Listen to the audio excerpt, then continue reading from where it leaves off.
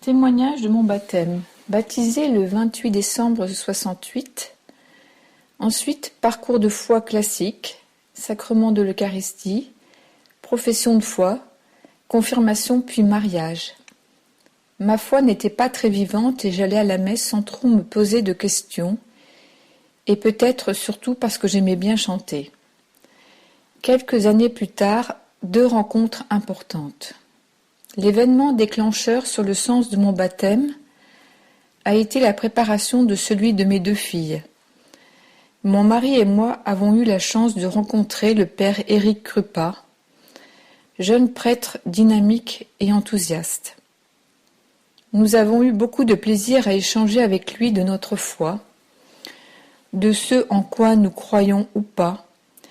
Il a su accueillir chacun de nous dans son cheminement de foi. Le baptême de mes filles a ravivé ma réflexion. L'intensité de cette célébration m'a fait prendre conscience de la joie et de la grâce de ce sacrement.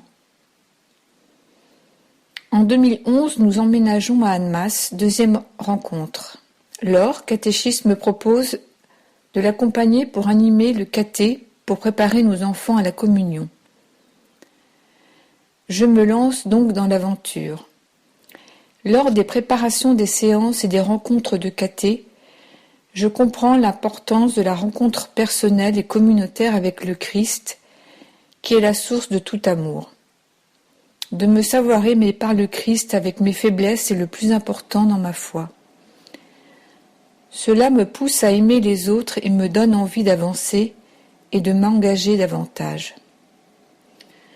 Je sens bien que des choses se déplacent en moi. Je ne vis plus les messes de la même façon. Je ressens le besoin de nourrir ma foi par le biais de formations au diocèse, mais pas seulement.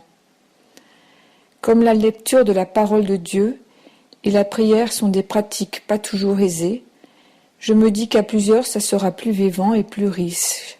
Aussi je me décide de créer une fraternité missionnaire où l'on partage la parole de Dieu. Des liens fraternels se tissent entre nous. Nous nous encourageons les unes les autres, car des résistances sont là.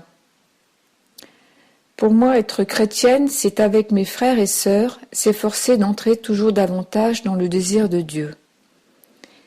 Et c'est ce désir de Dieu que je cherche aujourd'hui à déployer dans ma vie personnelle et sociale.